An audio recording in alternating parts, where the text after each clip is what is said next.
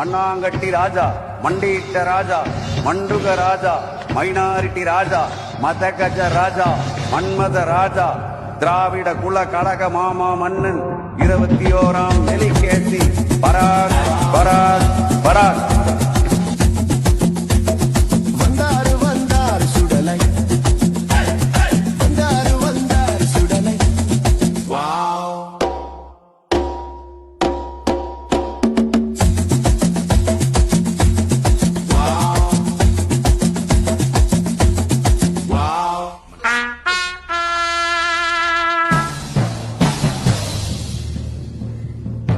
மன்னா, உங்களுக்கான அவை புலவர் விண்வெளி ஆண்டி வந்திருக்கிறார்.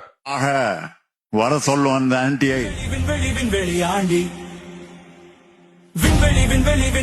எனதருமை 21ஆம் கப்சி அரசே, நீர் வாழ்க, உன் கோபாலபுர குடும்பம் வாழ்க. என்ன அவன் பேச்சில் ஆணவம் தெரிகிறது? ஆணவம் இல்லை மன்னா, அவன் நாடக நடிகன். 200 பொற்காசுகளுக்காக என்ன வேண்டுமென்றாலும் செய்வான். தன்னை ஆண்டவன் என்று அவனை பீற்றிக் கொள்வான். ஆக உன் பரிந்துரையா? ஆம் மன்னா. அப்படி என்றால் அவனை அன்னப்புற அடிமையாக்கி விடுவோம். அறிவாலை மின்னல் ஆயத்தில் அவடுமினி ஒரு குதிரை நமது அடிமை. விண்வெளி ஆண்டி நோண்டின் பாடும் பாடி தொலையும். கப்சி மன்னா, நமது கழகத்தின் மாமன்னா, நீ ஒரு மாமா மன்னா. மக்களை ஏமாற்றி மொத்தமாக சுருட்ட பார்க்கும் நீர் ஒரு மொள்ள மாற்றி.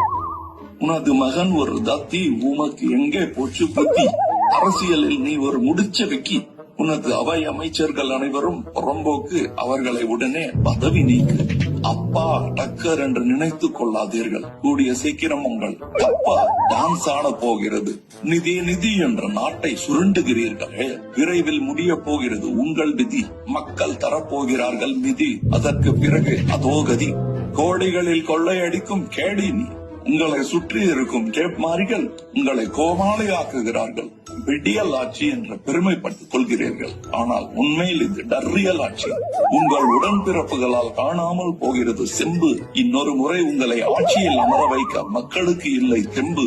நாட்டில் என்ன நடக்கிறது என்று தெரியாத மண்ணாங்கட்டி மன்னா, கொள்ளையடிப்பதில் மட்டும் நீங்கள் படுசுட்டி. மக்களிடம் கப்சா விடுவதில் நீங்கள் வல்லவர். எதிரிகள் எதிர்த்தால் உடனே மண்டியிட்டு விடுவீர்கள். அந்த விஷயத்தில் மட்டும் நீங்கள் மன்மத ராஜா.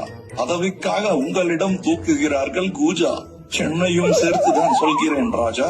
ஆக உங்கள் கோபாலபுர வம்சம் இனி ஆக போகிறது துவம்சம்.